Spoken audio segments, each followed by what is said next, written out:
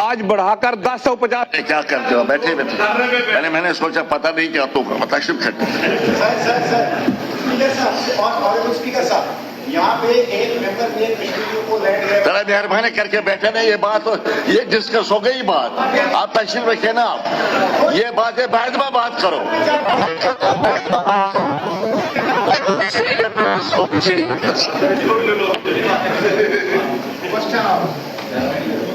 ऑब्जेक्टरी reference.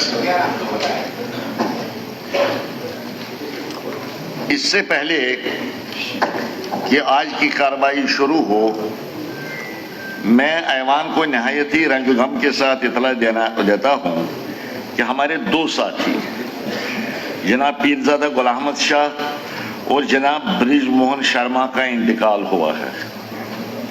Pirzada Ghulam Ahmad Shah, जैसे कि आप सब इस बात से वाकिफ हैं कि जनाब पीरजादा गुलाम अहमद शाह साबिक वजीर और जम्मू कश्मीर कानून साज असम्बली के साबिक रुकन 13 फरवरी 2024 को इंतकाल कर गए। पीरजादा गुलाम अहमद शाह 1937 में जिले कुलगाम के गांव देवसर में पैदा हुए और उन्होंने काम उम्री में ही अवामी जिंदगी का आगाज किया और वो पहली मरतबा 1983 में देवसर हल्के इंतखाब से जम्मू कश्मीर कानून साज असम्बली के रुकन मुंतखब हुए और ऐवान के मुतअद्दिद अहम कमेटियों बशमूल public accounts committee, public undertaking और एस्टिमेट्स कमेटी के रुकन रहे। वो इसी हल्के इंतखाब से 1987 और दोबारा से 1996 में कानून साज असम्बली के रुकन मुंतखब हुए।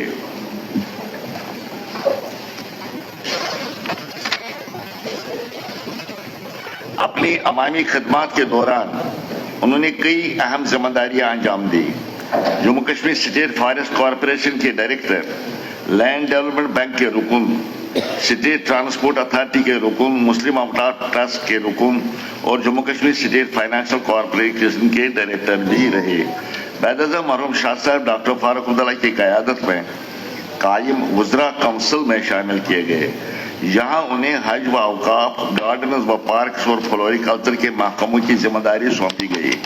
बैदज़ा दिसंबर 1999 में उन्हें वजीर बराए जंगलात, माहीगीरी और वाइल्ड लाइफ का कलमदान सौंपा गया, जहाँ उन्होंने कुदरती वसाइल के तहफ़्फ़ुज़ और तरक्की के लिए काबिल खिदमत अंजाम दी।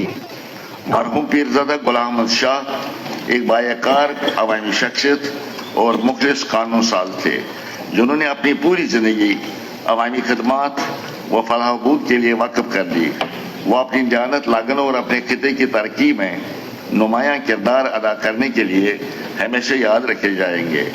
मरहूम शाह साहब का इंतकाल हम सब के लिए एक अजीम नुकसान है। हम अल्लाह ताला से यही दुआ करते हैं कि वो मरहूम को जन्नतुल फिरदौस में आला मुकाम से नवाजे और लवाहीन को सब्र जमील अता करे। जनाब ब्रिज मोहन शर्मा, मरहूम ब्रिज मोहन शर्मा किश्तवाड़ के ब्राह्मण महल के रहने वाले थे और वादे चनाब के एक मुअज़्ज़ज़ और सीनियर सियासी रहनुमा के तौर पर जाने जाते थे।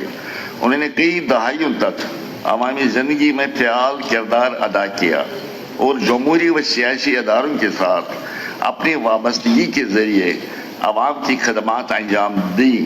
मरहूम शर्मा साहब ने 17 मार्च 2001 से लेकर 16 मार्च 2007 तक कानून साज काउंसिल के रुकन की हैसियत से अपनी खदमात अंजाम दी और अवाम की फलाह व बहबूद और तरक्की के लिए हमेशा पोशान रहे।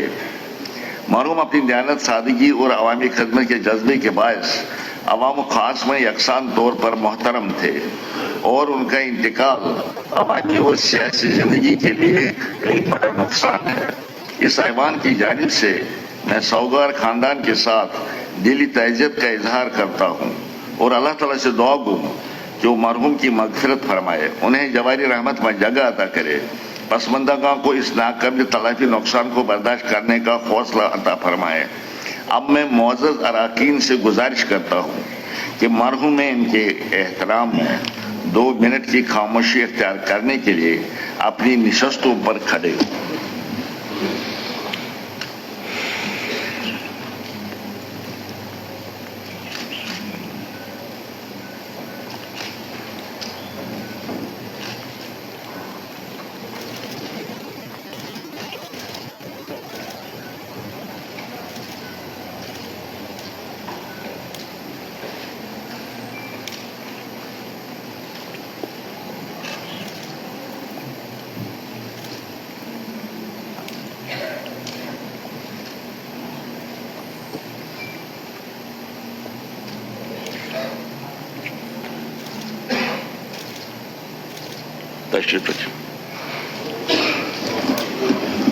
Now question hour. Mir Saifullah साहब। मेरा क्वेश्चन भी टूरिज्म के ऊपर, अगर क्लब करेंगे आप, आई विल बी ग्रेटफुल। क्या है?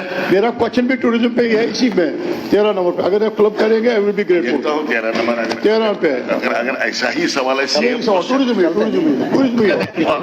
टूरिज्म पर हो सकता है, मगर माता आप तो अलाउ करते हैं, एक ही सवाल अगर आप चाहें तो 10 क्वेश्चन हो सकते हैं। हाँ नहीं, इस वक्त नहीं, क्वेश्चन नंबर में नहीं, क्वेश्चन नंबर को जाने दीजिए, क्वेश्चन नंबर के बाद, नॉट इन क्वेश्चन नंबर को खराब मत कीजिए। मीर सैफुल्लाह साहब। Sir AQ number 6। Minister in charge tourism. Sir, AQ number 6, Part A, sir. Yes, sir. Kupwara district possesses vast tourism potential and is renowned for its breathtaking natural beauty.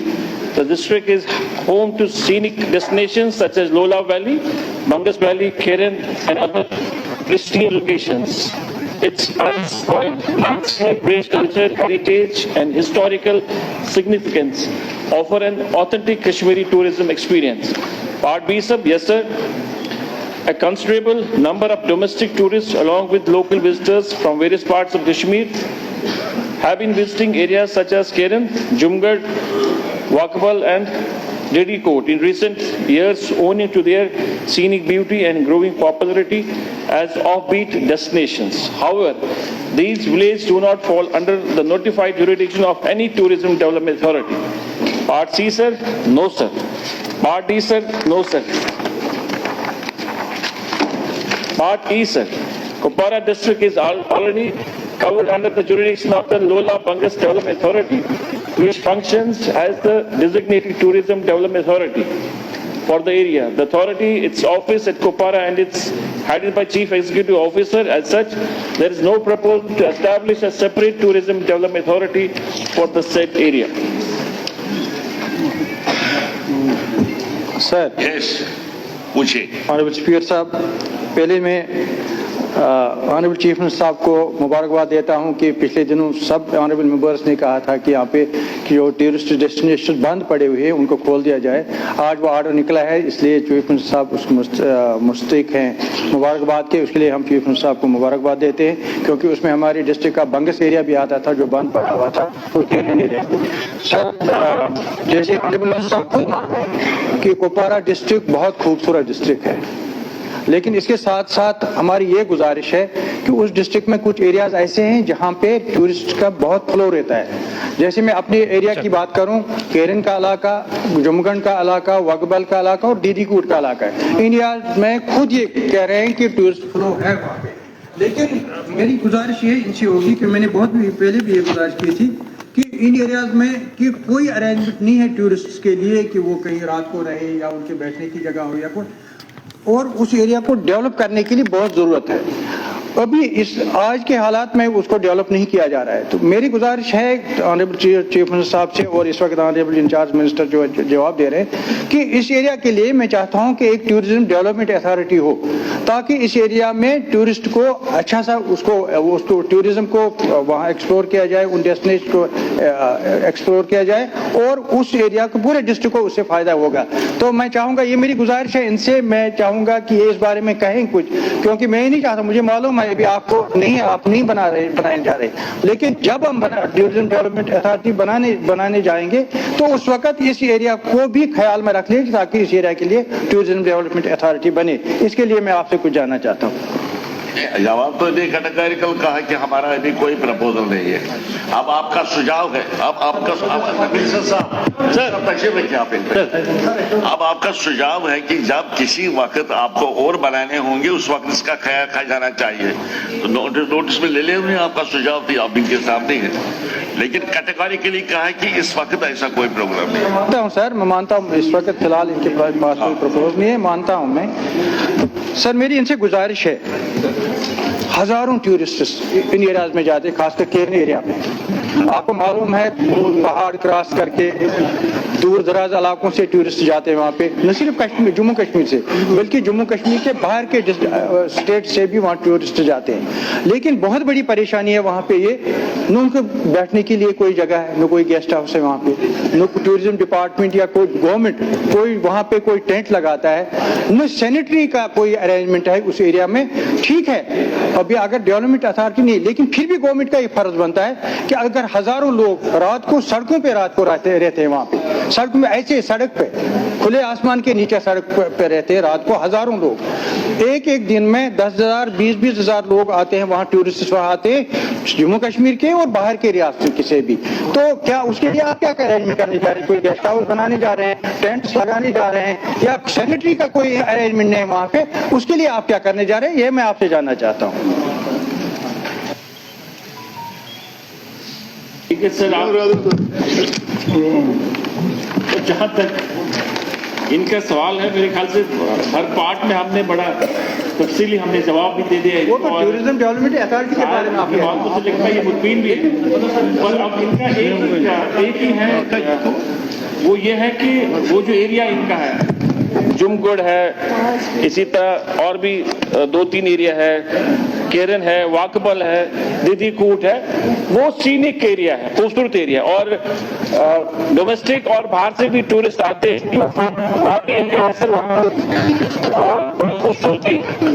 अब जहां तक sir वो किसी डेवलपमेंट अथॉरिटी में नहीं है, अब अगर किसी डेवलपमेंट अथॉरिटी में नहीं फॉल करता है तो टूरिज्म डिपार्टमेंट ऐसे ही पैसे खर्च नहीं करेगा सर। वहां आप भी डेस्टिनेशन बहुत होती है, ओकेजनली वहाँ मेले लगते हैं या कोई प्रपोज होता है जिसको हम ये कह सकते हैं प्रमोशन के लिए, वो रेगुलर फेस होता है, पर जाती तौर कोई फंड्स ऐसे नहीं होते, कोई मैकेनिज्म के जरिए कोई फंड्स आते हैं।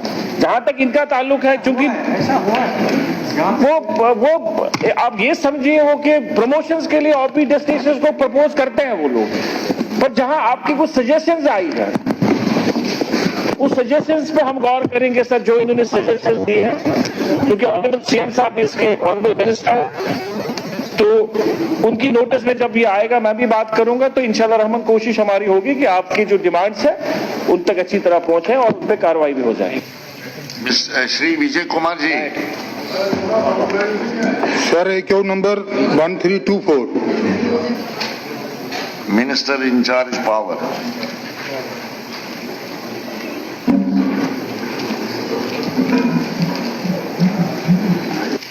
AQ number 1324, Part A. In Municipal Committee Hiranagar, 100% smart metering is being undertaken under the RDSS, and the smart metering project is covered within the approved scope of the said program. At present, 75% of the consumer in Hiranagar Municipal Committee have been installed with the smart meters, and installation for the remaining consumers is under progress. Part B. The provision of uninterrupted power supply is subject to the achievement of 100% metering and reduction of aggregate technical and commercial losses below the threshold of 15% in accordance with the load containment program notified by the department. Upon completion of 100% metering, no consumer shall be billed on a flat rate base, and all the consumers shall be billed strictly on the basis of actual energy consumption recorded through smart meters. At present, in terms of the prevailing GERS tariff orders, only those consumers where meters have not yet been installed are being billed on a flat rate base. The arrangement is purely temporary and shall continue only until smart meters are installed for such consumers, where after billing shall be undertaken exclusively on the metered base in conformity with the regulation in force. Part C, sir. The power interruptions are primarily attributable to the scheduled load curtailment program, which is linked to the aggregate technical and commercial losses level of the respective feeders. That is 3 hours on 11 kV feeders having billing and collection efficiency between 50% to 40% and 6 hours on 11 kV feeders having billing and collection efficiency above 40%. After the scheduled curtailment, occasional power interruptions also occur due to curtailment imposed by SLDC owing to system contents and for maintaining grid stability. Planned shutdowns undertaken for execution of new systems strengthening and augmentation works under technical faults in distribution network. To address the issue of the frequent power interruption, the following measures are being taken. Strengthening and improvement of existing HTLT network by insertion of poles in longer spans and replacement of wire load conductors with new conductors. Implementation of smart metering works of achieve 100% metering coverage. Enforcement drives against power theft and unauthorized use of electricity to reduce AT and C losses. The expected timeline for the completion of installation of smart meter is September 2026. Sir मेरी supplementary है। Basically जो मैंने question लगाया इसके पीछे जो motive है कि ठीक है सरकार की तरफ से एक मीटर लगाने का प्रोसेस शुरू हुआ है। हालांकि पहला मीटर मैंने अपने टाउन में अपने घर में लगवाया था, लोगों ने प्रोटेस्ट भी किया मेरे खिलाफ। इसलिए मैं चाहता था कि जो मीटरिंग सिस्टम और उसमें जो एक जुडिशियस इसकी कंजम्पशन होनी चाहिए। फिर एक्चुअली इनफैक्ट हो क्या रहा है कि जैसे मेरा टाउन है वहां से शुरू की इन्होंने, थोड़ा किया, आज की डेट में जैसा उन्होंने जवाब दिया कि 77% उसकी कंप्लीट है। चाहिए तो ये था कि ये पूरा टाउन पहले कंप्लीट करके फिर किसी दूसरे गांव में जाते। इन्होंने क्या किया कि 8-10 गांव में शुरू कर दिया, कंप्लीट करेगी। ये है कि अगर मेरे टाउन में ये पूरी 100% कंप्लीट होती तो ये हमें जो अनइंटरप्टेड 24 घंटे सप्लाई मिली थी। दूसरी बात जो ये कह रहे हैं कि चूंकि इनका कोई टेक्निकल या कमर्शियल लॉस है, टेक्निकल लॉस तो चलो ये इसका जब केबलिंग होगी, कमर्शियल लॉस का मैं ये कहना चाहूंगा, मुझे कहते हुए कोई इसकी चार्ट नहीं है कि इनका जो स्टाफ है चोरी बहुत है, वो हमने तो रोकनी नहीं है। चोरी होने की वजह से क्या है कि जहां मीटिंग है, मीटिंग जहां लगी है उसका मीटिंग के हिसाब से चार्ज हो रहा है। तो बहुत सारी जगह पर मीटिंग नहीं होने की वजह से जहां फ्लैट रेट्स हैं, फ्लैट रेट्स जो है सर वो उसमें यूनिफॉर्मिटी नहीं है। मैं आपको एक उदाहरण देना चाहिए, एक बूढ़ी माँ का फोन आया था सर, अकेली रहती, बोलती मेरा बेटा मर गया, मेरा खामिद भी मर गया, एक छोटी मेरी पोती रहती है, मेरे पास कोई नई सोर्स है इनकम का, 1000 पेंशन मैं लेती हूँ, 1100 रुपए मेरा बिल आया है, एक कमरा उसका एक बल्ब लगता है। तो इस प्रकार का इनका सिस्टम है सर, इसको चेक करने की जरूरत है सप्लीमेंट्री में। तो सर ये मेरा कहने का भाव है, ये जो फ्लैट सिस्टम है, जो नीचे मुलाजिम बैठे हुए हैं, पीटीडी है उसके नीचे अपनी मतलब eight there beams and fancies, कोई इसका कोई वो एक यूनिफॉर्म रेट नहीं है सर। इस प्रकार से सैकड़ों केसेज है सर। ठीक है, एक तो मेरा कहने का भाव है जी जो मीटिंग जहां जैसे जिस गांव में ईरान में शुरू की वहां कंप्लीट करे, फिर दूसरे फिर तीसरे में, तो जो इनका जो लॉसेज हो रहा है इसमें जो फ्लैट रेट चार्जेस कर रहे हैं ये थोड़ा सख्ती करें और इसमें जो लॉसेज घटाने की कोशिश करें। इसका अल्टीमेटली मैं एक बात इसलिए मीटरिंग कर रहे हैं ना, लॉसेज को कंटेन करने के लिए, लॉसेज को जो इसीलिए कर रहे हैं। अब उसमें देखिए ना, अब आपका सवाल, अब आपने तकरीर की, आपका सवाल है चूंकि हमारी म्यूनिसिपैलिटी जो है वो म्यूनिसिपल कमेटी ऑफ हीरानगर की है, वो अब आइडेंटिफाई किए गए हैं फॉर 100% मीटरिंग, इसलिए हम अब क्वालिफाई कर रहे हैं ऑन curtail वाटर सप्लाई के, लेकिन यदि आप जवाब में कहा गया है 77% they have already completed, only 77%। ये जो आपका सवाल है, ये सवाल बन सकता था सवाल अगर 100% मीटर होती, 100% अभी हुई नहीं है, लिहाजा यू वेट बाकी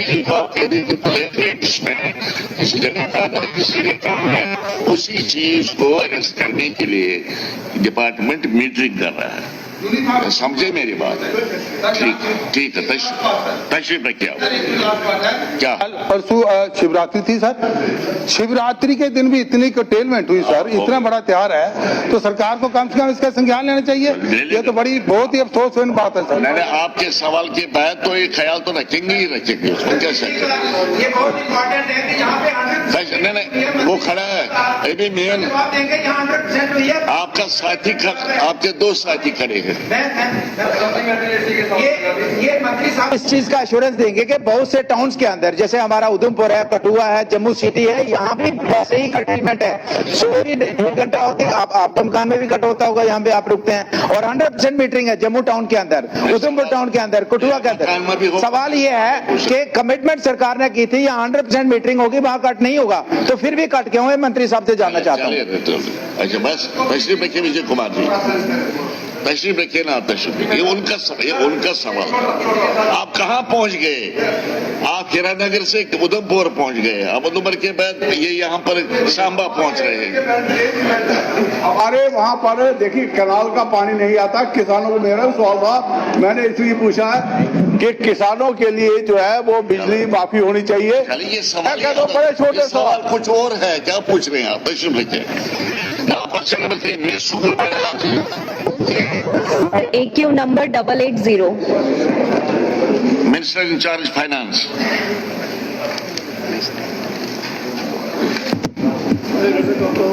Sir, AQ number 880, the government of Jammu and Kashmir has always adopted pro-labor, pro-gender policies in its contractual and regular engagements. The service condition of women employees working under different government schemes are governed by the guidelines of the respective schemes or as per the terms of agreement conditions of the contract of engagement. However, in order to ensure social security and welfare benefits for all contractual employees, Jammu and Kashmir government has prescribed a annual 15 days casual leave with wages honorarium, B 30 days leave without honorarium on account of accident and illness, C 180 days maternity leave without honorarium. Madam कुछ पूछ रहे हैं, satisfied है आप? Sir, ये जो answer दिया ma'am ने, ये बताया कि गवर्नमेंट की क्या पॉलिसीज हैं, लेकिन मेरा ये क्वेश्चन है सर, हमारे जितने भी कॉन्ट्रैक्चुअल एम्प्लॉयज हैं वो भी गवर्नमेंट का पार्ट है। अगर वो वहां ना रहे तो डिपार्टमेंट फ्रीज हो जाता है, ये आप भी समझते हैं, मैं भी समझती हूँ। लेकिन इसमें जो बताया गया है, इसमें 15 डेज की कैजुअल लीव का जिक्र किया गया है। जबकि कोई बीमार होता है या किसी को मैटरनिटी लीव चाहिए होती है, कम से कम मेरा एक सुझाव है सरकार से, उसको बढ़ा के कॉन्ट्रैक्चुअल जो एम्प्लॉयज हैं उनकी लीव जो है विद ऑनरेरियम जो है वो 2 मंथ्स की जाए, और जो एक्सीडेंटल केस होते हैं उनको ध्यान में रख के उनको भी जो है 30 डेज लीव जो मिलती है वो विद ऑनरेरियम की जाए। मेरा सुझाव है ये मौजूदा सरकार की ऑनरेबल मिनिस्टर से। जिस तरह से इन्होंने सवाल पूछा था, उस सवाल का जो जवाब है वो ऑलरेडी आ गया है, लेकिन अब इनका कहना ये है ऑनरेबल मेंबर का, जो 30 डेज की लीव है विदाउट ऑनरेरियम, वो 30 डेज की लीव जो है उसमें ऑनरेरियम जो है वो दिया जाए। ये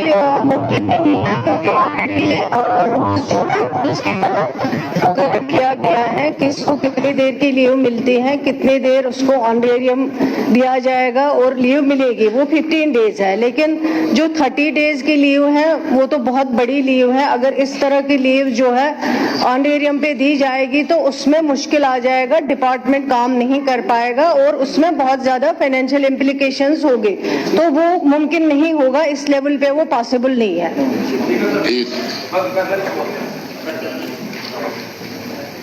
मेरी एक रिक्वेस्ट है गवर्नमेंट से कि गवर्नमेंट कोई पॉलिसी फ्रेम आउट करे कि इस लीव को एक्सटेंड किया जाए और विद ऑनरेरियम जो है, ताकि हमारे जितने भी डेली वेजर्स हैं, एमटीएस हैं और जितने भी कॉन्ट्रैक्चुअल एम्प्लॉयज हैं, चाहे वो प्राइवेट एंटरप्राइजेस में काम कर रहे हैं, कि उनको रिलीफ मिले एटलीस्ट। तो मेरी रिक्वेस्ट है मैम से कि वो एक पॉलिसी फ्रेम आउट करे उन लोगों की वेलफेयर के लिए। आपकी सजेशन आ गई। हाँ पठानिया साहब।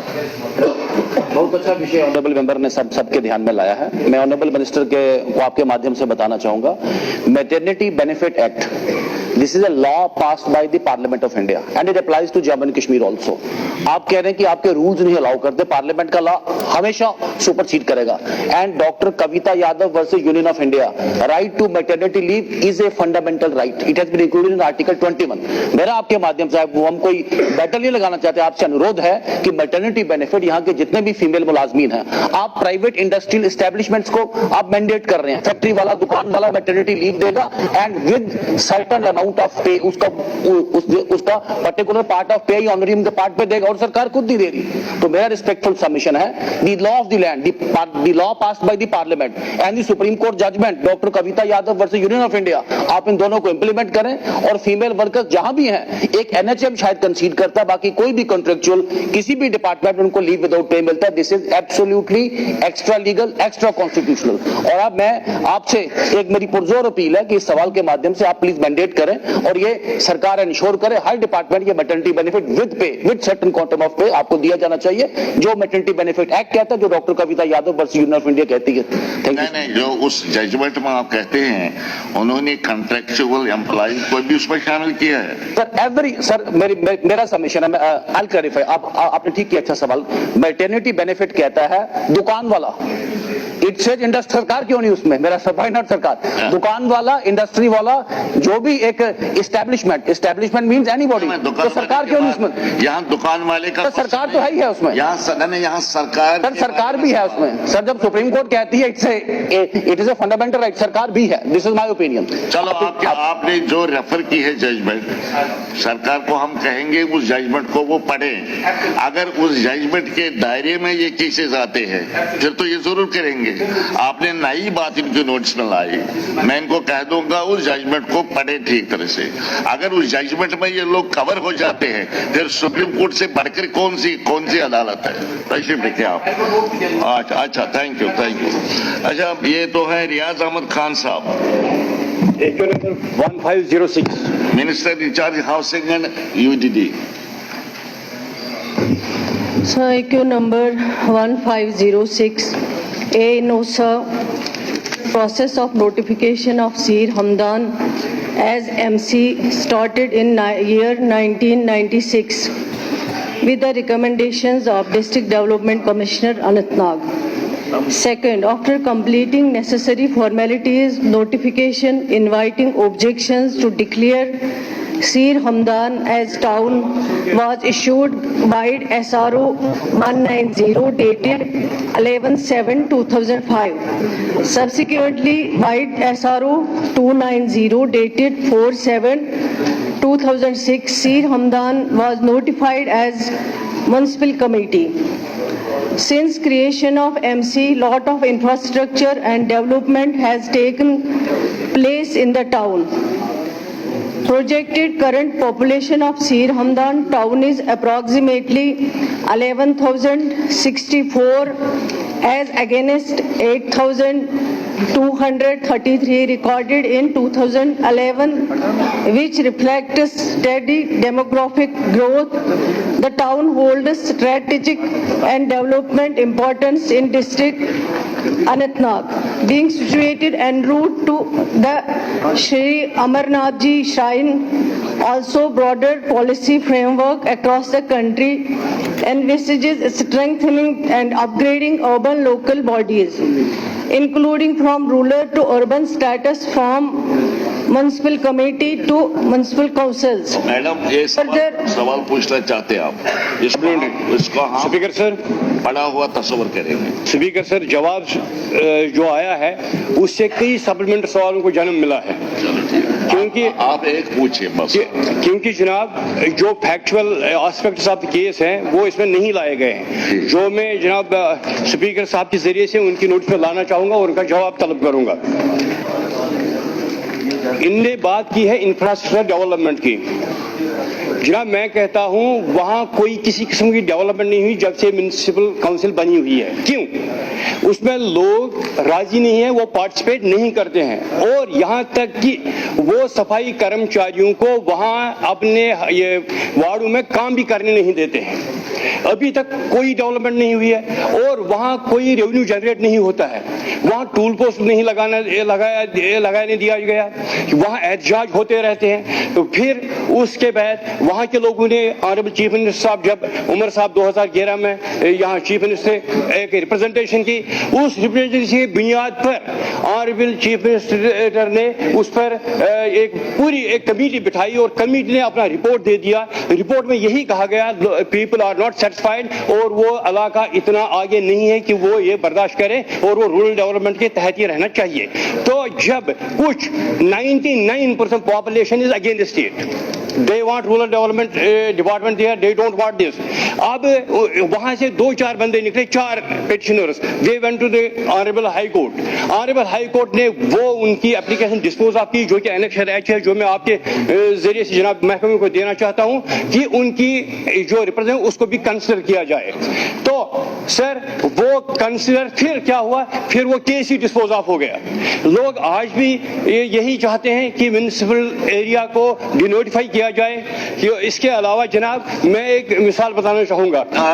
लंबा नहीं भाई सवाल के साथ ही जुड़ा, मिसाल नहीं, सवाल के साथ नहीं, सवाल पूछे बस। जालकल है, वो है वहां एक जालकल है जो लाइफ लाइन है उस इलाके की। अगर उसको आज तक देखा जाए, वो एक नहर है, वो पीने का पानी देती थी, वो इतनी गंदी हो चुकी है। मैंने CDF में उसके लिए 5 लाख रुपए निकाले जनाब। उसके अलावा सवाल क्या है? सवाल मेरा यही है, क्या ये सरकार की दानिश में है? वहां के लोगों ने एक बहुत बड़ा एहतजाज किया, उनकी रिप्रेजेंटेशन चल रही, क्या इसमें जवाब में ये नहीं आया है कि केस अंडर प्रोसेस है? इसमें नहीं आया है। सुनिए ये जवाब बताएंगे। हाँ मैं इनको तो जवाब देने दो उस सवाल पर। हाँ सर इनका जो सवाल था ऑनरेबल मेंबर का, उसमें जवाब दे दे, लेकिन अब ये कह रहे हैं इनका जो मेन कंसर्न है, ये कहते हैं कि एक्चुअली वो था रूरल डेवलपमेंट के अंदर इनका जो एरिया है, लेकिन बाद में उसको MC बनाया गया, म्युनिसिपल कमेटी। तो ये कहते हैं कि लोग इंटरेस्टेड नहीं है कि ये MC बने, लोग चाहते हैं कि वापस ये रूरल डेवलपमेंट में चला जाए। सर ये एक अलग सब्जेक्ट है, क्योंकि इसमें सिर्फ यहाँ पे दिक्कत नहीं है, बहुत सारे एरियाज हैं जहाँ पे टाउन के अंदर लिया गया है, लेकिन वो चाहते हैं कि हमें वापस रूरल डेवलपमेंट के अंदर जो है लिया जाए। ये एक बहुत बड़ा सब्जेक्ट है। अगर अब सरकार इसमें शुरू करेगी, आज यहाँ पे ये कहते हैं लोग एहतजाज करते होंगे लोग एहतजाज, उसमें कोई दो राय नहीं है, क्योंकि कुछ फायदे हैं जो इनको MC में मिलते हैं जब ये टाउन के अंदर चले जाते हैं, लेकिन कुछ एरियाज हैं जहाँ पे इनको रूरल डेवलपमेंट में जैसे IAY होता है वो बेनिफिट्स मिलते हैं, वो यहाँ नहीं मिलते हैं। इसलिए फिर कुछ लोग ख्वाहिश जाहिर करते हैं कि हम लोग वापस रूरल डेवलपमेंट चले जाएं। एक बहुत बड़ा प्रपोजल है, डिपार्टमेंट अगर इस पे सोचेगा तो उसमें बहुत सारा टाइम लगेगा।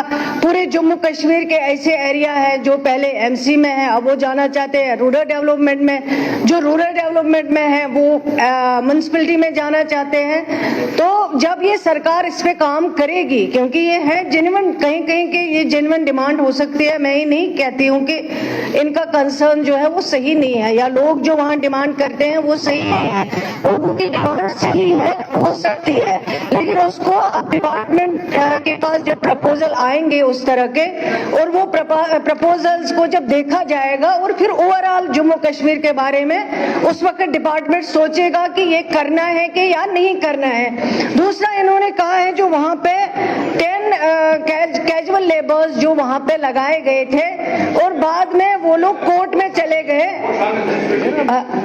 हाँ शांगस में, वो ऑलरेडी कोर्ट में गए और कोर्ट के जो डायरेक्शंस हैं उनको एंगेज करने के लिए या उनको एब्जॉर्ब करने के लिए उस पे जो है विच इज नॉट बीइंग कंसिडर्ड, उसको कंसिडर नहीं किया गया है।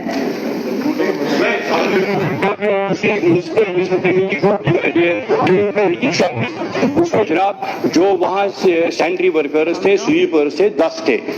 और इससे पहले कईमू अबालिश हुई थी, उसमें ऑर्डर हुआ था जो कईमू के वो सफाई कर्मचारी है वो दूसरी नजदीकी म्युनिसिपल काउंसिल में उनको नौकरी दी जाए। यहाँ भी ऐसा ही हुआ था, लेकिन वह उस पर अमल नहीं हुई। फिर ये ऑनरेबल कोर्ट में चले गए और कोर्ट ने डायरेक्शन दे दी उनको ऑन द सेम एनालॉजी जो कईमू में अडॉप्ट किया आपने, उसी के तहत उनको भी शांगस के जो 10 ये स्वीपर्स हैं उनको भी नजदीकी अछबल में नौकरी दी जाए। लेकिन इतने 18 के बाद यहाँ पता जनाब गवर्नर आज रहा, इनकी किसी ने नहीं सुनी, अभी तक ये फाइल पेंडिंग है। मैं चाहता हूँ सरकार एश्योरेंस दे उनको नजदीकी म्युनिसिपलिटी के लिए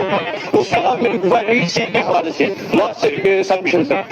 क्या सरकार एक fact finding committee constitute deputy commissioner के मातहत करना चाहेगी ताकि एक टाइम बाउंड मैनर में उन लोगों के जज्बात को समझा जाए और कोई फैसला लिया जाए। शुक्रिया स्पीकर सर। ये जो ऑनरेबल रियाज साहब ने ये सवाल उठाया आपकी कॉन्स्टिट्यूंसी में या मेरी थी सर डिनोट पीछे ये आपकी कॉन्स्टिट्यूंसी सर मेरी कॉन्स्टिट्यूंसी में थी, मैंने शुरुआत की थी इसको डिनोटिफाई करने के लिए, उसके बाद डिलिमिटेशन में इसको हुआ। क्योंकि मैं थोड़ा सा बोलना चाहता हूँ इसमें सर बोलना नहीं ना, सवाल पूछ उसको मिला। मैं कह रहा हूँ सर ये जवाब बिल्कुल गलत है। अच्छा please take a serious note of it. 96 में म्युनिसिपल कमेटी सील बनी नहीं। अगर इस हाउस में, इस ऑनर्स हाउस में सरकार को ये ऑनरेबल मेंबर्स को गुमराह करते हैं तो फिर हमारे यहाँ फायदा क्या है? 96 में आपके सर हमारी सरकार थी, ये 2002 में एस्टैब्लिश हुई। 2002 में मतलब जब पीडीपी और कांग्रेस की सरकार थी, तो ये पहले ही इसमें गलत है। दूसरा सर 4 म्युनिसिपल कमेटीज का चला था, एक शांगस का, शांगस डिनोटिफाई हुई, उमर साहब चीफ मिनिस्टर थे। एक मिनट मैं कुछ और बोलूं सर। इसमें था कईमू था, अरवनी था, शिरपुर, सबका चला एक ही बार। इसमें काफी ज्यादा प्रोसेस हुई, उसके बाद कोर्ट में डायरेक्शन आई कि इसको एविडेंस में रखा, उसके बाद कमिटीज बनी, उसका कहीं पे कोई जिक्र ही नहीं है सिर्फ का। तो मैं चाहता हूँ आपके action should be taken on the officers जिन्होंने इस हाउस को गुमराह किया सर। साहब को सुनेंगे ना, साहिबा को सुनेंगे पहले। एक तो ऑनरेबल एमएलए जिनका ये सवाल था, उन्होंने ये कैजुअल लेबर्स के बारे में बात की है। अगर उन्हें पढ़ा होगा जो मैंने अभी भी बताया है, मैंने अपने जो लास्ट पार्ट है, however after 5 years upon the abolition of MC these 10 CPWs approached the honorable high court। उस वक्त हाई कोर्ट में चले गए और ये SWP number 2050/2018 title Mohammad Ashiq Sheikh and others versus state of Jammu and Kashmir for their engagement as sweeper which is not being considered. उन्होंने पहले भी कहा।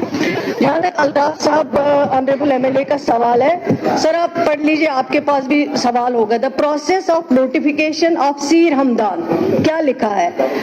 As MC started in 1996।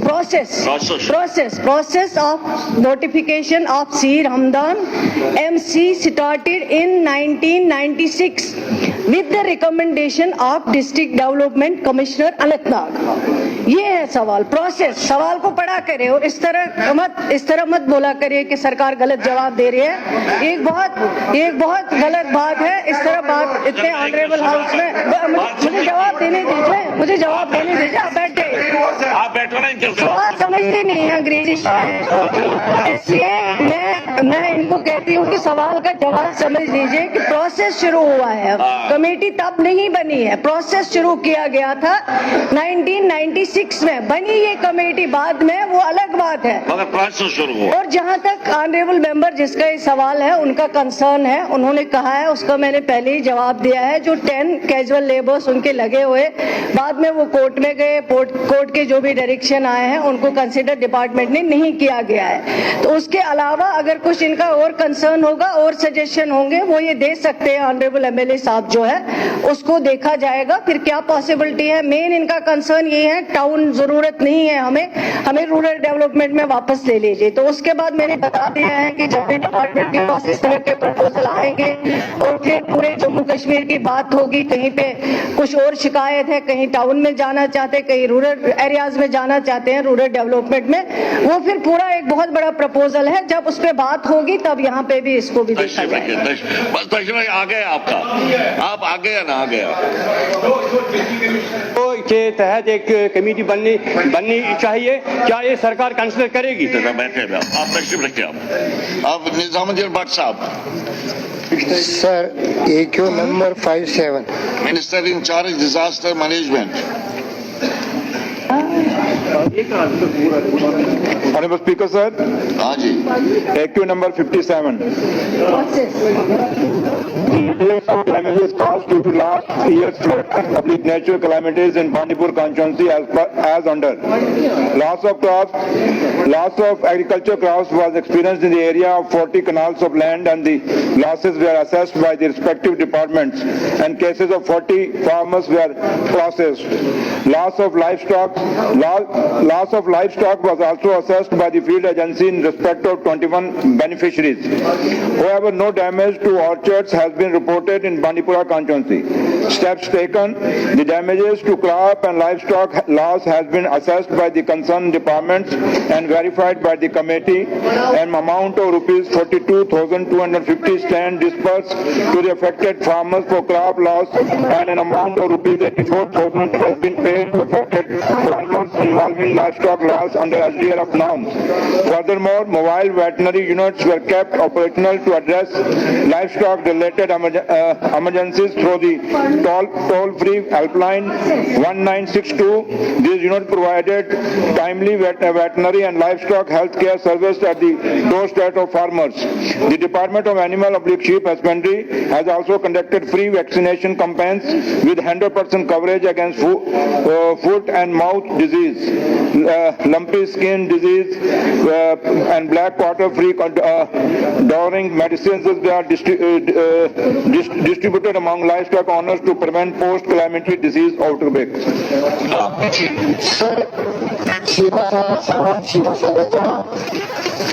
जहाँ तक असेसमेंट का ताल्लुक है और कंपनसेशन का, सही है, लेकिन एक चीज रह गई है इनसे, वो जहां इन्होंने कहा है no damage to orchards has been reported in Bandipur constituency. This is against facts. Arin Dardpora में मैं खुद गया और लोकल हार्टिकल्चर स्टाफ साथ था। रिपोर्ट भी बनी, जो बागात का नुकसान हुआ था वहां भी हुआ था, दूसरे इलाकों में बता। But this is the place where I went in person.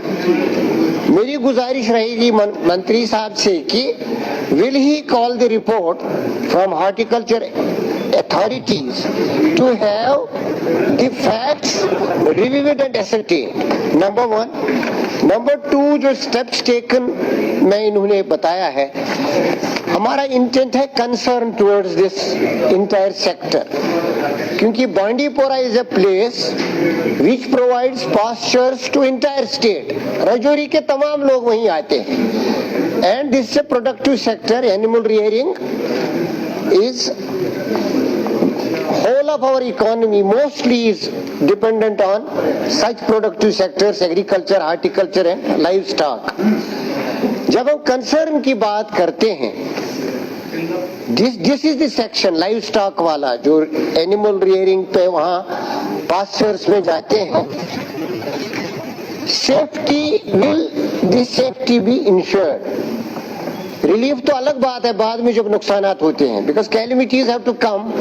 Number two, the entire sector is vulnerable. Pastures में खुले आसमान में होते हैं हजारों लोग। Will this safety be insured? उसके लिए क्या स्टेप जरूरी हैं so that it becomes an incentive for growth. Discourage ना हो जाए रियरिंग वाले जो माल मवेशी से जुड़े हैं, या हार्टिकल्चर एग्रीकल्चर तो बहरहाल प्लेन्स में ही आता है। Will this rearing be protected by giving an incentive in concern. बाकी incentives तो है स्कीम्स में, कंसर्न बड़ी बात है. कंसर्न जब होगा तभी they can imagine, conceive of some kind of a protective measure how these people who go to pastures along with their cattle are ensured some kind of protection and more concern.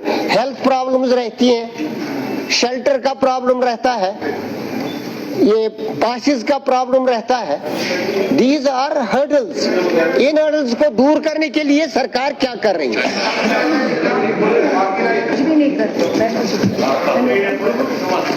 Honourable speaker sir, जहाँ तक honourable MLA साहब का concern है, इसमें एक SDRF की जो assistance किया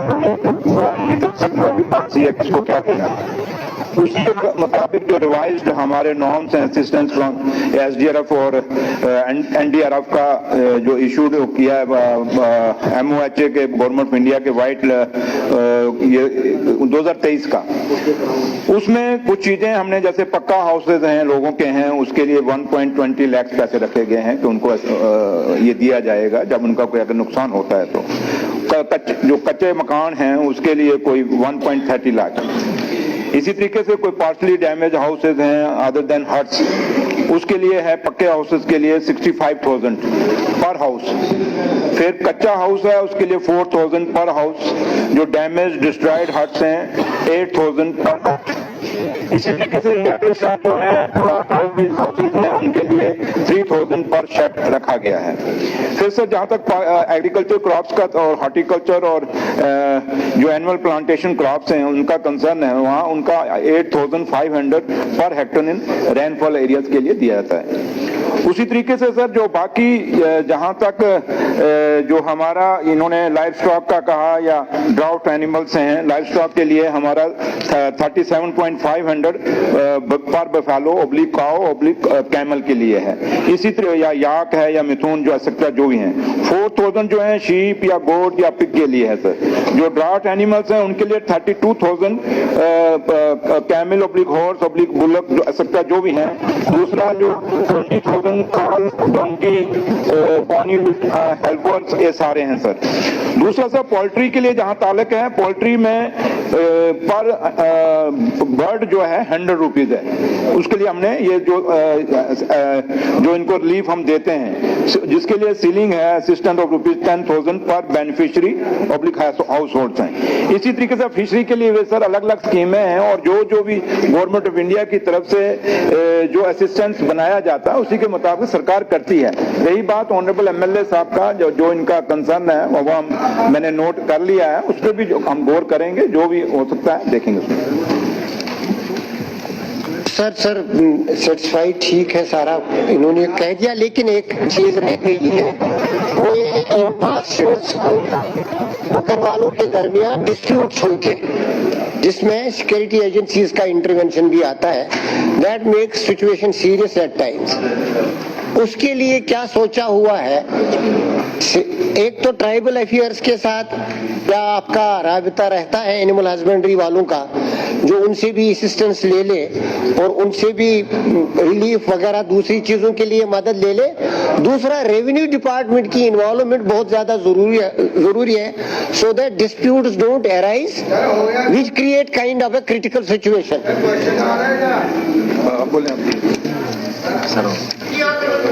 ठीक है किया उन्होंने. बीजेपी वालों ने डिसाइड कर दिया तो हो गया.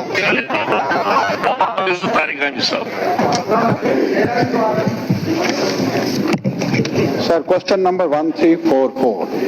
Minister in charge disaster management and relief. Honorable Speaker, sir, AQ number 1344. Part A, Government Order number 34-JK bracket DM RRR of 2022 dated 22/6/2022 does not vitiate the service interest of PM package implies. Rather, it strengthens and protects them.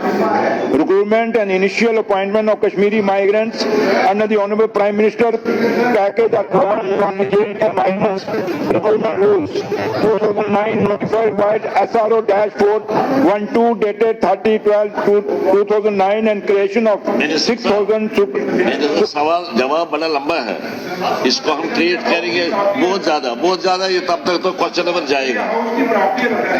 तुमको सब पता चल सकता है। कोई बात नहीं, कोई इसके बगैर कोई सुनता नहीं है। पूछे सवाल एक। स्पीकर साहब कहते हैं सर, जहां तक इस सवाल का ताल्लुक है, मैं ये कहना चाहूंगा जो गवर्नमेंट ऑर्डर 2022 सर्विसेज के बारे में, पीएम पैकेज के बारे में, दैट वाज हाईली डिस्क्रिमिनेटरी, और अभी इत्तला मुझे मिली है that has been revised, that is a welcome step.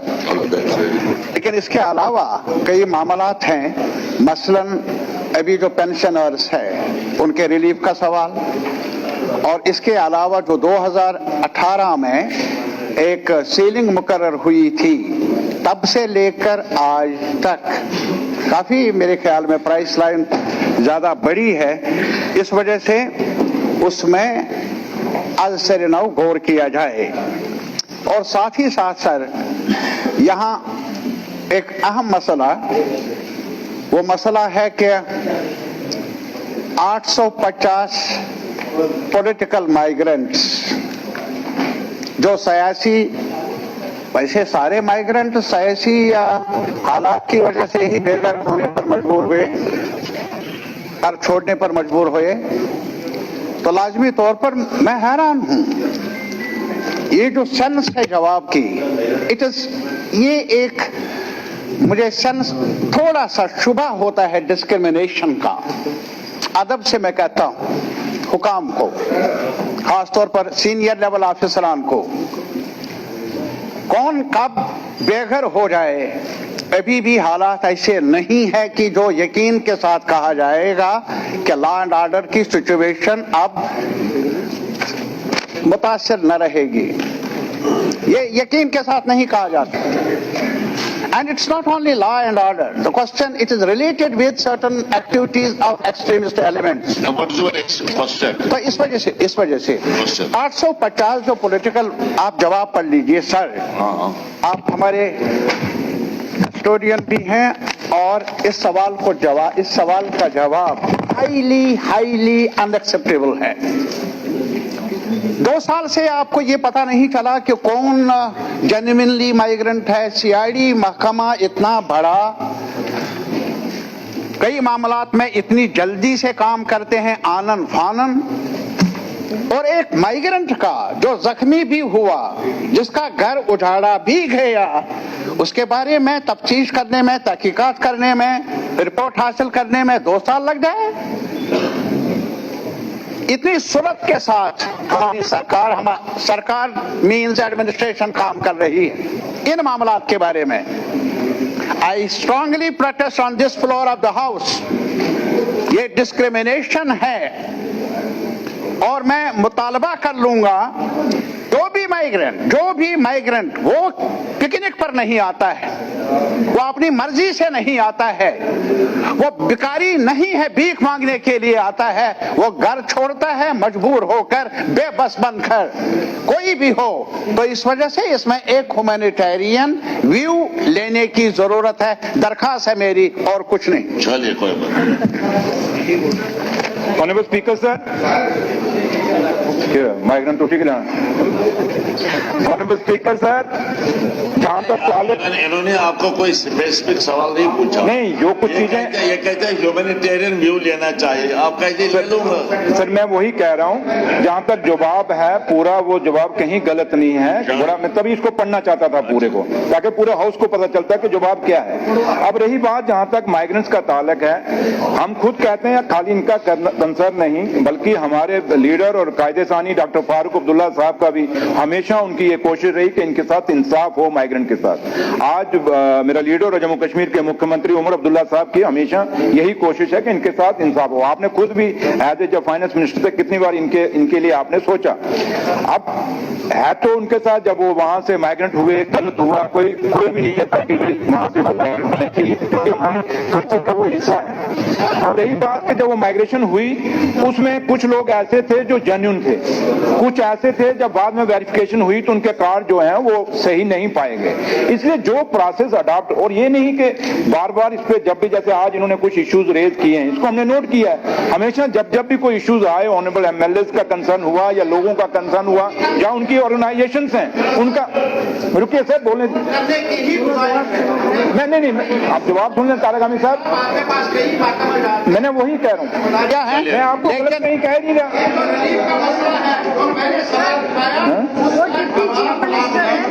नहीं, मैं पॉलिटिकल माइग्रेंट्स की बात करता हूँ। मेरे पास डिटेल्स है। आप जो सरकार ने अपना जो जवाब है वो सुन नहीं रहे, सरकार का जवाब सुन। मैं कहीं आपको नहीं कह रहा कि आपका कंसर्न गलत है या आप गलत कह रहे हैं, मैं कहीं कोई कह नहीं रहा। मैं अपना एक व्यू पॉइंट ऑफ जवाब है सरकार का, वो मेरा राइट बनता है सरकार का व्यू पॉइंट रखना। तो इसलिए एज ए गवर्नमेंट सर, जहां तक ताल्लुक है कि अभी भी लास्ट इनका जहां जो एम्प्लॉइज हैं, जहां इनकी प्रॉपर्टीज हैं, हर जगह पे सरकार का पूरा सीरियस कंसर्न है, लीडरशिप का, ऑनरेबल सीएम साहब का। और जहां तक कुछ इश्यूज हमने बताए हैं और नोट कर लिए हैं। राजू जैसे पूछे जल्दी। Sir AQ number 327। AQ number 327। Mister in charge forest. Sir as Sir, the UT Centralist Concept Scheme Operative and Duty of Jammu and Kashmir in respect of Forest Department for Conservation and Preservation of Forest Ecology, Environment and Wildlife Extra. The Capex Budget, Green India Mission, Forest Fire Prevention and Management Scheme, Nagar One Yojana. सवाल एक पूछा गया minister साहब। Sir speaker sir, जनाब सवाल पूछ रहे हो जनाब। District wise party, sir. District wise fund. Sir speaker sir, The question over is over.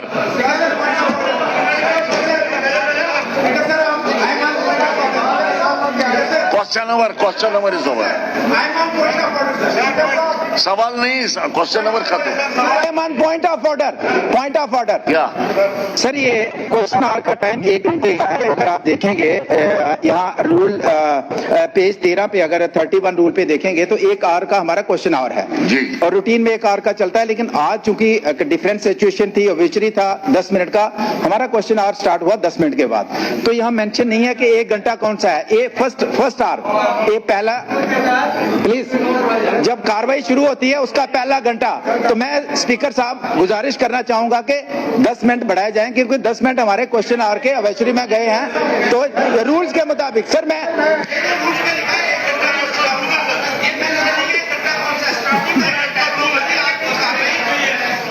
कोई 10:10 पे स्टार्ट हुई है, तो मैं चाहूंगा कि 10 मिनट का टाइम क्वेश्चन आवर के लिए एक्स्ट्रा दिया जाए as per rules, that is up to you. नहीं, सवाल इम्पोर्टेंट है, मैं मानता हूँ, मगर जब क्वेश्चन ओवर ही खत्म हुआ तो मैं क्या करूँ? आप सुनिए ना, मैं बताऊंगा। 10 मिनट वहां गए। ये जो फर्स्ट आवर होता है, पहला घंटा, ये सवालों का होता है। पहला घंटा जब से कार्रवाई शुरू हो जाएगी, कार्रवाई शुरू 10 बजे होती है, दैट मीन्स कि क्वेश्चन आवर 11 बजे खत्म होगा। ये ठीक है, ऑब्चुरी हमें करना पड़ा बीच में, वैसे भी ऑब्चुरी के बगैर भी कभी कभी क्वेश्चन आवर डिस्टर्ब होता है, 10 मिनट 15 मिनट होता है, लेकिन उसका मतलब नहीं क्वेश्चन आवर को हम एक्सटेंड करेंगे, इसमें कोई कन्वेंशन नहीं। यहाँ मेंशन नहीं है कि 10 से 11। नहीं, वो तो आपका प्रेरोगेटिव है, आप 10 मिनट तक ले सकते हैं। 10 मिनट बड़ा क्वेश्चन नंबर नहीं। पॉइंट ऑफ ऑर्डर है सर, पॉइंट ऑफ ऑर्डर। अरे ये क्या कहते हैं सर ये डिप्टी स्पीकर है, डिप्टी सर ये आपने ठीक बोला, जो आपने रूलिंग दे दी वो ठीक दे दी। सर मेरा एक पॉइंट है सर कल मुझे बाहर कल मुझे मीडिया ने एक सवाल किया, कहा वेस्ट बंगाल में बाबरी मस्जिद बनाई जा रही है। सर वेस्ट बंगाल में बाबरी मस्जिद बनाई जा रही है। मैंने कहा कौन सी बाबरी मस्जिद वेस्ट बंगाल में बनाई जा रही है, कैसे बनाई जा रही है? सर उसको इन्होंने इंटरप्रेट किया, गलत इंटरप्रेट किया मीडिया वालों ने। मैंने कहा वेस्ट बंगाल में कोई बाबरी मस्जिद बना रहा है तो वो बीजेपी के एमा पे बना रहा होगा ताकि वेस्ट बंगाल में इलेक्शन है, आपस में लड़ाई करने के लिए मुसलमान एक साथ। तो उसका बैठे ना, बैठो कहाँ इतना टाइम हमारे पास, क्वेश्चन नंबर नहीं।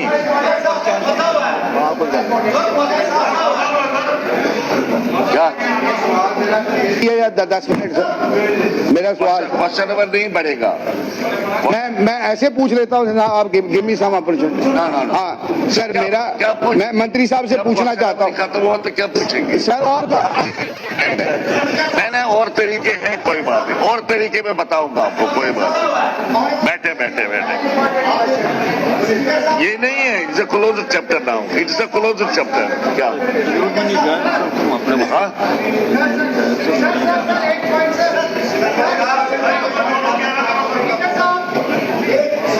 सर, स्पीकर साहब, चलो वो क्या कहता है खुर्शीद? यस सर, नहीं बदनाम करना बंद करो। बिल्कुल बैठो, बिल्कुल हो गई बिल्कुल सर, हम भी इसी पे बात करना चलो बैठे आप, बैठे अब मैंने देखा, ये आपका पोस्टर मैंने देखा। अब बैठे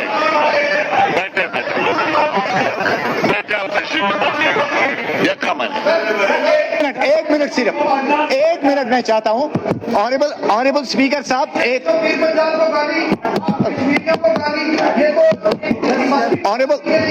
ऑनरेबल स्पीकर साहब, इफ्तिकार साहब आप एक तो हम चाहते हैं कि जिस मेंबर ने यहाँ पे कश्मीरियों को बदनाम करने की कोशिश की वो खुद लैंड ग्रैबर है। खसरा नंबर 211, 8 कनाल जमीन जो है कब्जा की है इन्होंने। तो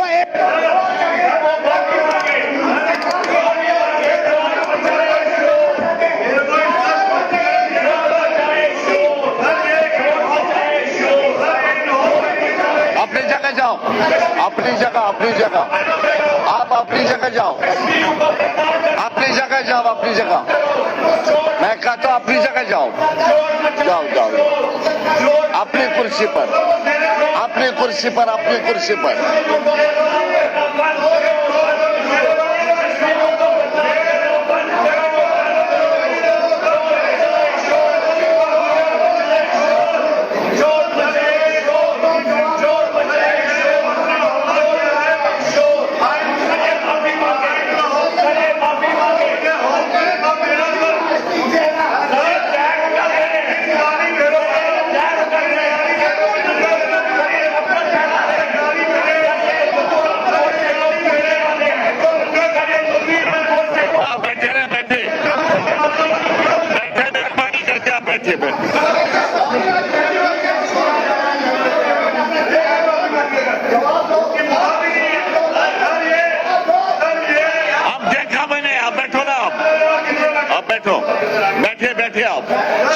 सब बैठो। हाँ बैठो, अपनी जगह बैठो, अपनी जगहों पर बैठो। आप भी बैठे, आप बैठो, बहस मत करो।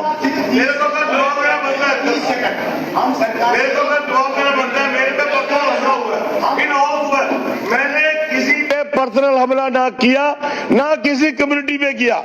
मेरा सवाल था, सुनिए सर, इसका मुंह बंद करो, मेरा मुझे बंद कराना आता है, इसका मुंह बंद।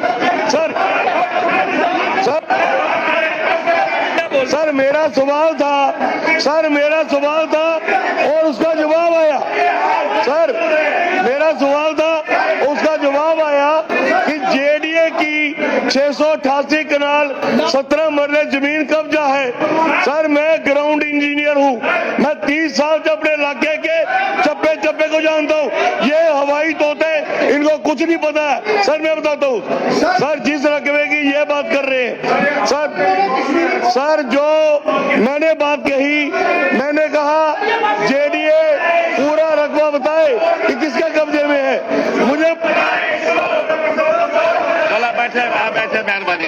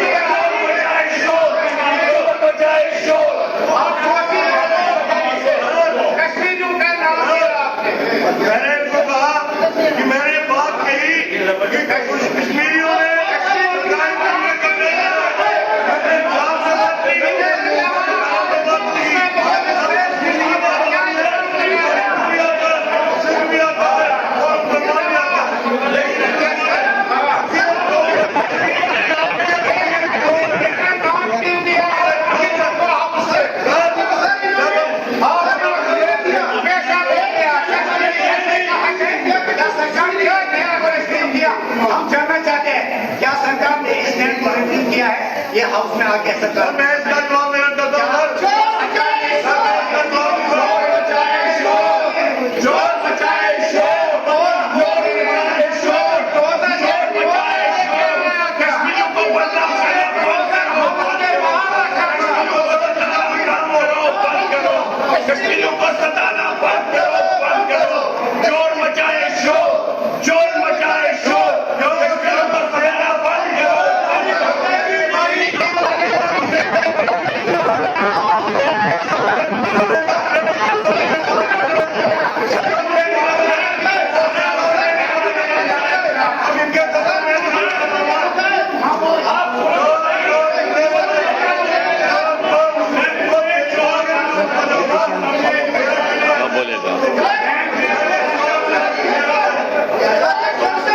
Honorable Speaker, sir. Honorable Speaker, sir. Honorable Speaker, sir. Honorable Speaker, sir. Honorable Speaker, sir. चुप करिए, don't. ओए, प्यार साहब, एक मिनट. Honorable Speaker, sir.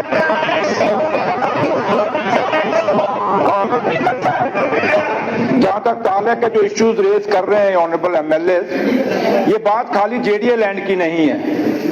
अगर हम जब बात जेडीए लैंड की करते हैं तो उसमें सरकारी लैंड भी है, उसमें अकाफ भी है, उसमें कस्टोडियन भी है, उसमें घास चराई भी है, उसमें लैंड जो है कुछ रुको यार, बोलने दो ना, बोलने दीजिए, उसमें फॉरेस्ट लैंड भी है, उसमें एक लैंड ऐसी भी है जो डिफेंस लैंड पे काफी सारा इशू उठा था, वो लैंड भी है जिसने डिफेंस लैंड भी कब्जा किया है। इस पर सारों को एक्सपोज होना चाहिए। ये खाली पर्टिकुलर एक जमीन की बात नहीं है, ये सारी जमीनों के जो टाइटल है सबकी बात है और सबके ऊपर कहीं ना कहीं इनको एक्सपोज करना चाहिए।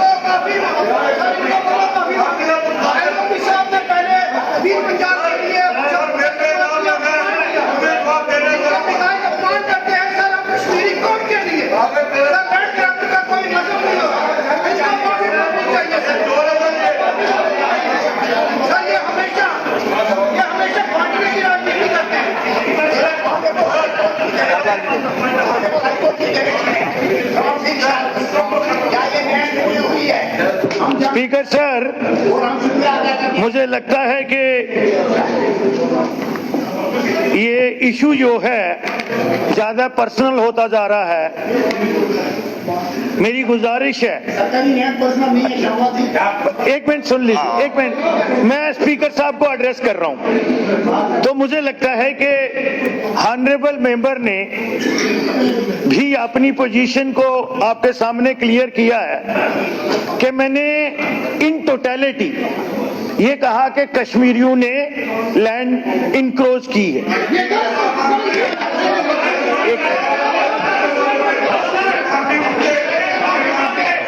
मैं बात बोल रहा हूं, सुनिए, आप नए मेंबर हैं, आप सुनिए, मेरी आपसे गुजारिश है कि ऑनरेबल मेंबर भी हाउस में है और चेयर को यह फैसला करना है।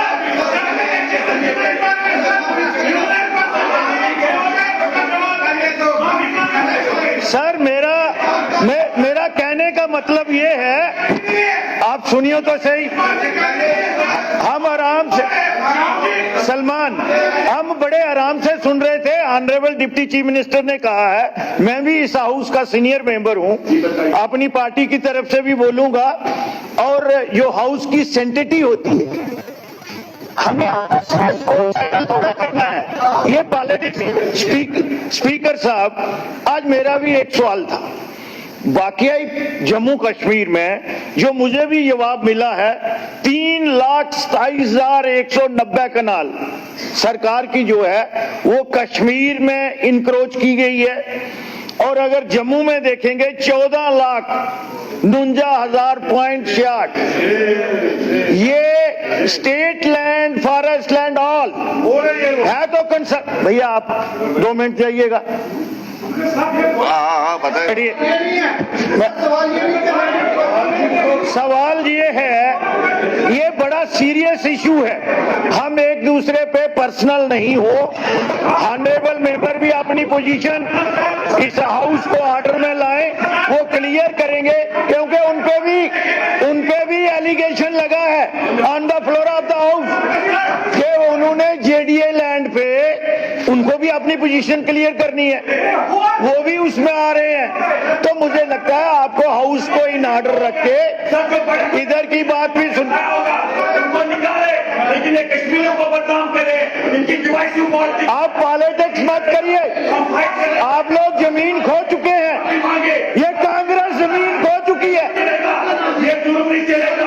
आप कश्मीरियों को सरकार है, लोन साहब, आप कश्मीरियों के कितने हमदर्द हैं। मैं 40 साल कश्मीर में रह के ही राजनीति की है, मुझे पता है कश्मीरियों का कौन हमदर्द है और किस आदमी ने कश्मीरियों को जान पहुंचाई है। इसलिए मुझे नहीं बताइए आप कहां थे, इससे पहले भी ये भी पता है आप कहां थे। लोन, मिस्टर लोन, आप इससे पहले कहां थे, मुझे ये पता है। इन बातों को स्पीकर साहब, मुझे इतना ही कहना था।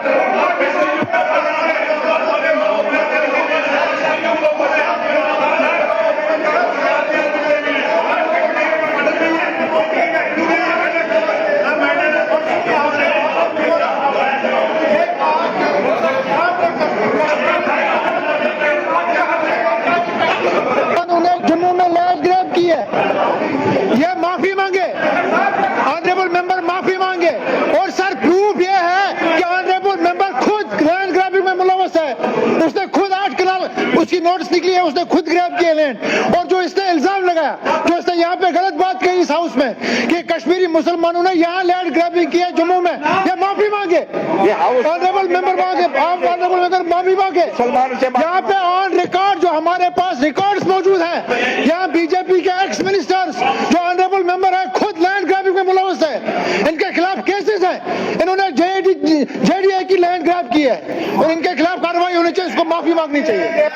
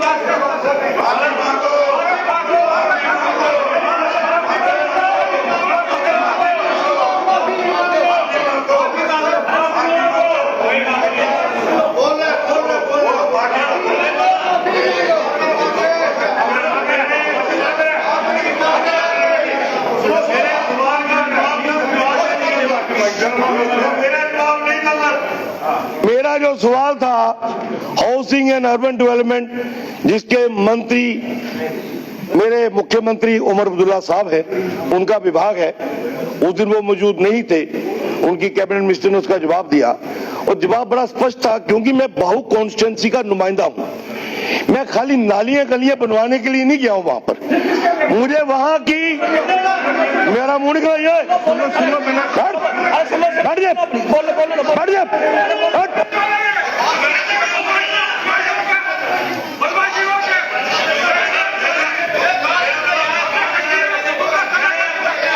मेरी कॉन्स्टिट्यूंसी का विधायक हूं, मुझे चिंता है मेरे लोगों की, मुझे चिंता है मेरी कॉन्स्टिट्यूंसी की प्रॉपर्टी की, जो मेरी कॉन्स्टिट्यूंसी का लैंड बैंक है, चाहे वो जेडीए का है चाहे वो जंगलात का है, मुझे उसकी चिंता है, मुझे उसकी चिंता है। सर मुझे जो जवाब आया वो जेडीए की तरफ से आया कि 688 सर ये वही बीच में इंटरवेयर कर रहे हैं जो इनक्रोचर्स के हमदर्द है, जिनको पता है कि इनक्रोच किसने की है। सर 688 कनाल 17 मरले जेडीए रकबा कब्जा है। मेरी ग्राउंड वर्किंग पे मैंने कहा कि मैं यकीनन कह सकता हूं कि 90% एक क्षेत्र विशेष ने उस पर कब्जा किया है। मैंने किसी जात समुदाय का नाम नहीं लिया, मैं कहता हूं 10% जम्मू का भी होगा, मैं खुद मानता हूं, मैं कहता हूं खुद मानता हूं, लेकिन बदकिस्मती इन लोगों ने उसको पर्सनलाइज किया। वो पर्सनलाइज करने के लिए मेरा फर्ज बनता है कि मैं हाउस को ब्रीफ करूं कि 211 वाला जिन कौन है, ये 211 का जिन क्या है। सर मैं बताता हूं, पॉइंट पे आओ, सर जमीन नहीं मैं सुनाना नहीं। सर 2006 में सर मेरा बड़ा स्पष्ट मानना है, एक मिनट बात, ये पर्सनलाइज हमला जो हाउस में मेरे पे हुआ है, कुछ सिविल सोसाइटी के लोग ऐसे जिनका खून सफेद हो गया है, जिन्होंने इस बात को उठाया। ये 2021 का मसला है, जेडीए में सेटल हो चुका है सर। लेकिन सर ये जो उस दिन का इशू है, मेरा बड़ा स्पष्ट मानना था, ना मेरा व्यक्तिगत किसी कम्युनिटी पे हमला था। मैंने कहा एक खिता विशेष के लोग, मैंने कहा एक खिता विशेष के लोग, और एनक्रोचर जो है वो ना जम्मू का है ना वो कश्मीर का है, वो एनक्रोचर है, चाहे वो जम्मू में कर रहा है चाहे वो कश्मीर में कर रहा है, उसकी वेरिफिकेशन होनी चाहिए। सर अगर हाउस ने मुझे मौका दिया तो मैं जम्मू की एनक्रोच हुई जमीनों के नाम बोलूंगा सर, मेरे पास नाम है पूरे।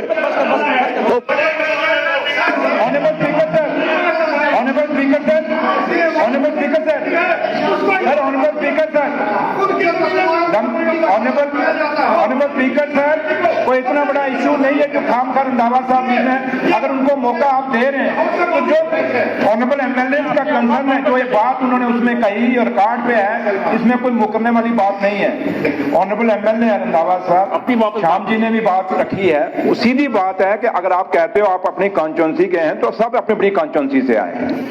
हम अगर आप गलियां नाली नहीं बनाने तो कोई भी गलियां नाली बनाने नहीं आया, ये लॉ मेकर्स हैं, कानून है, बनाने आए हैं लोग, ऑनरेबल एमएलए हैं। अगर ऑनरेबल कहा जाता है तो ऑनरेबल इसीलिए कहा जाता है कि we are the law makers. अगर हम लॉ मेकर्स हैं तो एक लॉ मेकर्स के मुंह, अब जब बात उमर साहब के पे आई थी तो सबने इन्होंने कहा था कि जो बात कही पे उमर साहब ने उस चीज को जैसे कहा कैसे कहा आपने खुद भी सुना है। आज इनके मुंह से बात निकली है, इसमें कोई दो राय ही नहीं। और ये शाम ऑनरेबल एमएलए सीनियर हमारे सिलातिया साहब बैठे हैं, श्यामलाल शर्मा साहब, मनकोटिया साहब बैठे हैं, गंगा जी बैठे हैं, एक्स मिनिस्टर हैं सारे, कितने एक्स मिनिस्टर हैं, पाल शक्ति जी भी, जोसोडिया साहब भी। जो बात इन्होंने कही, वर्ड यूज किया गया है, कश्मीरी मुसलमान वर्ड यूज हुआ है सर, नहीं सुनिए, वर्ड यूज हुआ है, आप इनसे स्लिप हुआ है, देखिए बोलने दीजिए, मैं बात कर रहा हूं। अगर आप रिकॉर्ड में है सर, अगर कहते हैं नहीं बोला तो रिकॉर्ड तो आपके सामने है। अगर इन्होंने ये बोला है तो उसमें माफी मांगने में या अपने को रिग्रेट करने में मुझे लगता है कोई फर्क पड़ता है। क्यों कश्मीर, आप सुनिए ना, मुझे कंप्लीट करने दीजिए यार, एक minute please sir. Jammu Kashmir, honourable, एक मिनट यार, एक मिनट सुनो ना यार, तो यार लोन साहब सुनो ना यार, खुर्शीद साहब सुन, ऑनरेबल स्पीकर सर, ये जम्मू कश्मीर जितना हिंदुओं का है उतना ही मुसलमानों का है, जितना मुसलमानों का है उतना ही सिखों का है, जितना सिखों का है उतना ही ईसाइयों का है। हर मजहब, हर धर्म, हर कौम का बराबर की हिस्सेदारी है। इसलिए यहाँ ये बात नहीं कि कौन का कब्जा जो भी करे, किसी भी तरीके का लैंड ग्रैबर होगा, कोई धर्म नहीं, उसका कोई धर्म नहीं होता, वो किसी खिते का नहीं होता।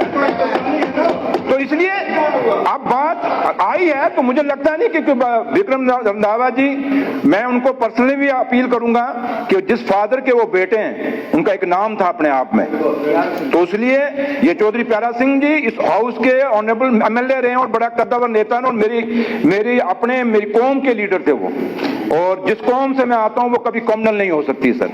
तो इसलिए मैं विक्रम रंधावा जी से पर्सनली रिक्वेस्ट करूंगा, इसको इश्यू मत बनाइए, जो है अगर है तो इसमें मानने में कोई हर्ज नहीं। मैं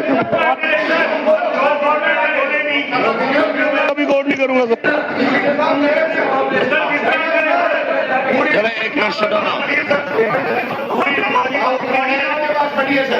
ना मैंने कम्युनिटी पे हमला किया, ना मैंने किसी जात पे अटैक किया, मैंने खिते की बात की है। हाउस रिकॉर्डिंग निकाल के देख ले, अगर उन वर्ड्स में मेरा किसी कम्युनिटी को लेकर प्रहार होगा तो मैं अपने शब्द वापस लूंगा, लेकिन मैंने जब कहा नहीं, मैं नहीं लूंगा।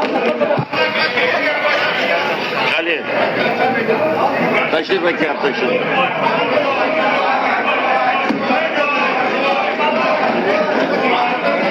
आप सुनिए ना, बस आप बात नहीं, आप मेहरबानी करके तशरीफ रखिए सरदीन साहब, नीचे बैठो please please please please take proceed please, मैं प्लीज कह रहा हूं, नीचे बैठो। एक चीज याद रखो, जब स्पीकर खड़ा होता है किसी मेंबर को खड़ा होने का हक नहीं है। अब क्यों अब चूंकि ये सेटल हो गई बात, हम रिकॉर्ड को चेक करेंगे, अगर रिकॉर्ड में उन्होंने ऐसी कोई बात कही है मैं उसको एक्सपेंड करूंगा, यही बात है ना, और ये कहते भी हैं, इन्होंने खुद भी कहा। लिहाजा मेहरबानी करके इसको आप तवालत मत दीजिए, इसको तवील मत बनाइए। अब जावेद अहमद डार साहब खड़े हो जाए।